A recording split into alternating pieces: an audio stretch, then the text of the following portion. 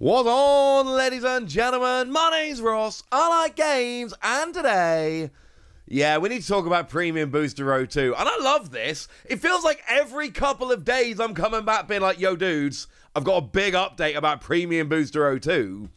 And yeah, I do, Gold Dawn's back. Let's just start there. Gold Dawn is back. And I'm not going to apologize for my constant Premium Booster 02 updates. I'm loving my constant Premium Booster 02 updates. And the thing is, during my last update, I showed you about the character Dawn. And I told you that I expected Gold Dawn to be coming back. And the theory was really simple, right? The theory was, it was super popular last time. And Bandai clearly liked doing these cards with low pull rates. Like, for instance, the anniversary Luffy we just had in OP11. Or the Gold Roger that we had in OP09. Or indeed, this Gold Dawn.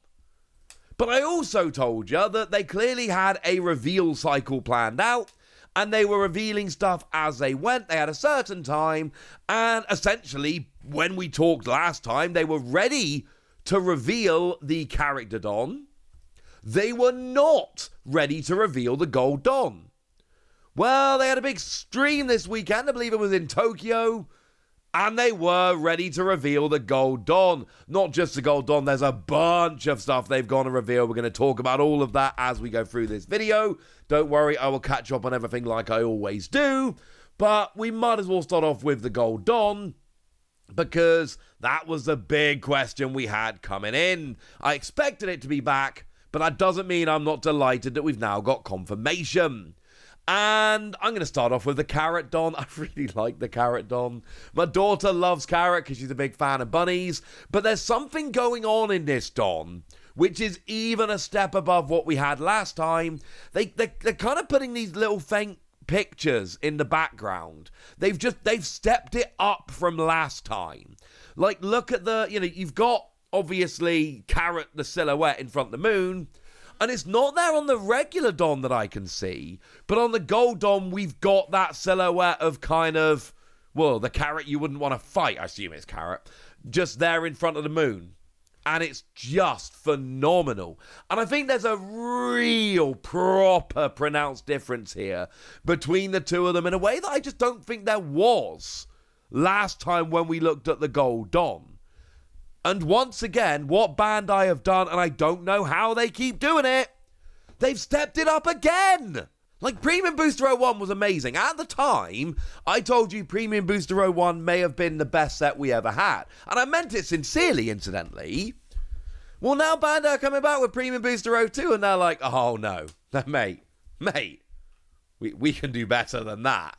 And they're just constantly pushing the boat out, and I love it.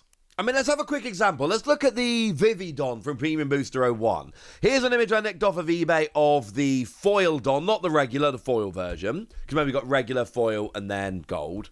And then put it next to the gold version. Same card. Beautiful card. Love the card. Obviously love the pose. Love that we got Karu's hat there. Love everything about it. Wonderful card. But you put this and the gold one next to each other and they're the same card. Don't get me wrong, they've golded up the gold one, obviously, but it's the same card. Now look at the Carrot. It's not the same card. It's broadly the same card, don't get me wrong, but we've added in that silhouette there on Carrot, which just gives another layer. It gives something that the regular card didn't have. And correct me if I'm wrong in the comments here, they didn't really do that last time round. One, maybe even a better example, how about the Calgara Dawn? Because if you have a look at these side by side, they're the same basic picture. But wait, they've got the gold etching of them having a drink? Phenomenal. Absolutely phenomenal. The regular Dawn looks beautiful, but the Gold Dawn looks so much better. And that's the big difference here. They've basically come around and said, look, we love the Gold Dawn. The Gold Dawn last time was awesome. But there's more that we can do to differentiate the regular Dawn from the Gold Dawn. And that is exactly what they've gone and done here. And I just absolutely adore this. What else have they shown us? Well, we've also got ourselves Usopp. Now, this one's actually really pronounced. They've literally just put writing over it. So that was nice and easy. But of course, you've got that Usopp, but now we got gold writing over it as well. Absolutely wonderful. Pales in comparison to the other two, but still very cool. And then they've also gone and shown us the Rob Lucci, which doesn't seem quite as differentiated between regular and gold as the others, but still a very nice card. And look, who doesn't love Rob Lucci? Now you've got Rob Lucci with the Rob Lucci Devil Fruit form behind. It's just beautiful. Absolutely beautiful. Huge fan of this. Cannot say enough nice things about it. But don't worry, there's plenty more we need to talk about. Like, for instance, a brand new Sabo. There's a bunch of alternate arts. I'll show you these alternate arts in a moment. Of course I will. But before we get there, we've got a brand new Sabo. It is a super rare. And we've actually been shown both the regular and the alternate art version straight off the bat here. So we can have a nice look at both of them. How lovely is that? What does it actually do? Well, if you've got 15 or more cards in your trash, the cost in hand is lowered by 3. Remember, it means it becomes a free cost to play, but it's still counted as a 6 cost on the field. Very relevant, of course, because of the whole, protection from those skills that go and target you based on cost. And then it's a blocker. But the thing is, you've basically got a free cost 6k blocker as long as you've got 15 cards in your trash. And the thing is, we can get cards in our trash. Black cards, black decks play from the trash. So there's plenty of ways to do this. And it is Dressrosa, which is worth noting. So it actually fits very nicely with the Usopp leader, which would be funny because then it would be a free cost in your hand, but a 7 cost when it's out on the field. Or you can go all the way back to OPF4 and look at the Rebecca leader. And bearing in mind, Rebecca does help you to get cards into your trash. So I'm just saying. I mean, look, it's still essentially a free cost blocker. You need to be playing a deck where you can get enough cards in the trash. And it doesn't have to be a Dressrosa deck. There's plenty of black decks out there that can get cards in the trash very, very nicely.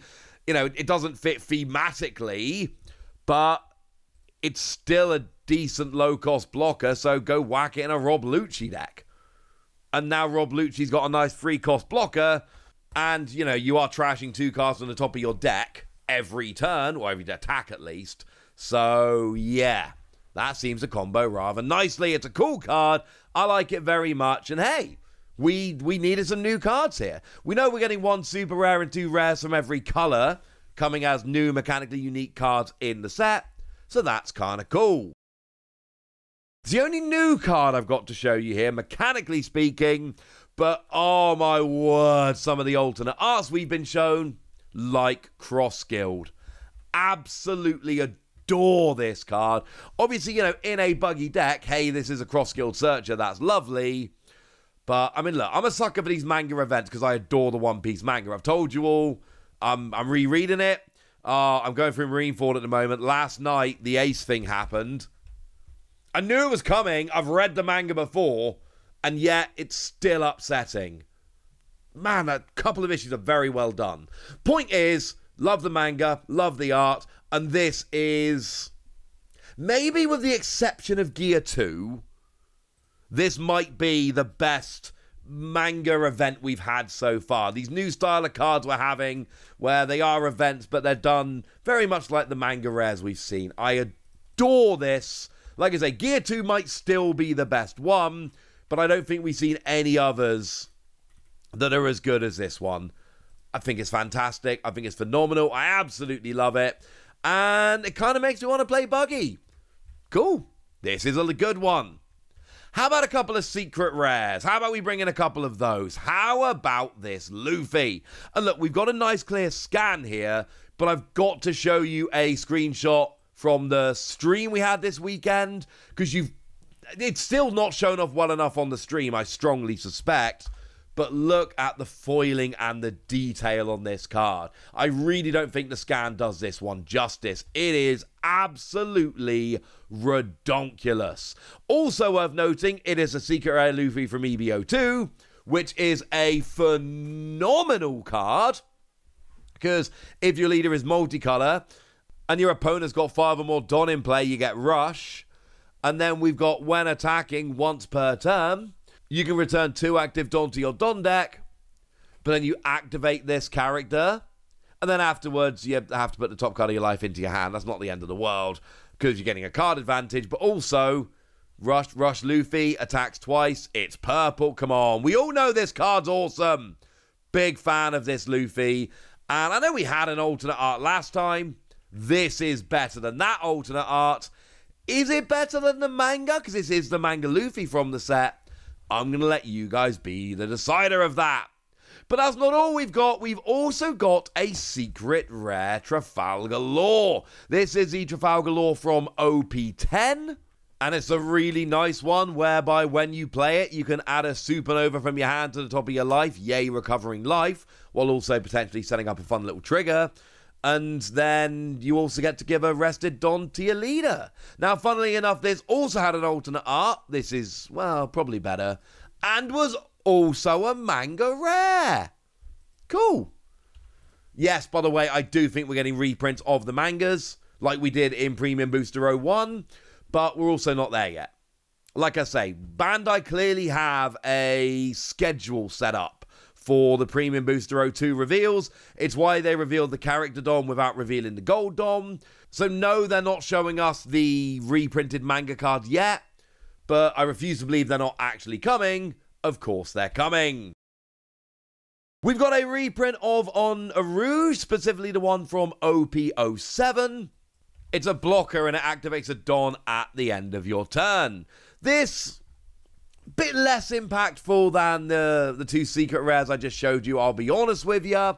It's not the biggest, most powerful, most impressive reprint we've had. And I don't know, there's something about Rouge, I'm not a huge fan of the character. It's not that I dislike the character, I'm just a little bit indifferent.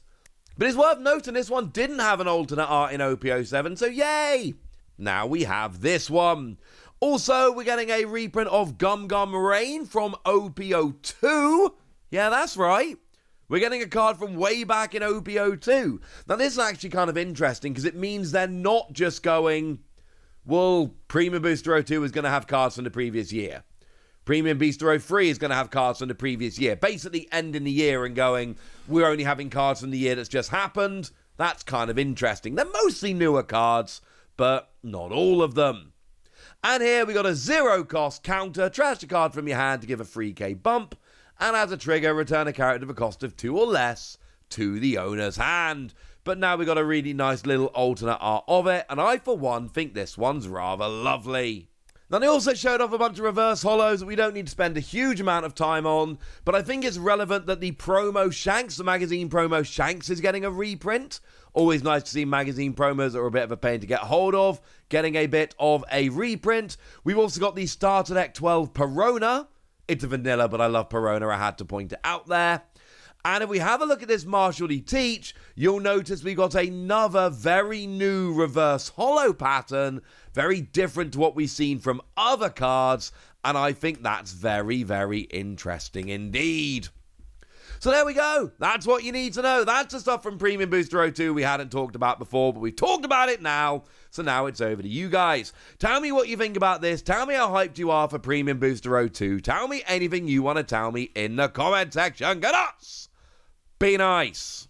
And then make sure you like this video, subscribe to this channel, follow me on Twitter at TheWasi. That's where we talk about One Piece and a whole bunch of other card games. And please do consider checking out patreon.com/PTCG Radio, where you can support the channel, get some bonus podcasts, join a Discord, and all kinds of fun things. But by far the most important thing, as always, look after yourselves till next time, would ya? Thank you very much for watching. My name's Ross, and you've been watching Wasi Plays.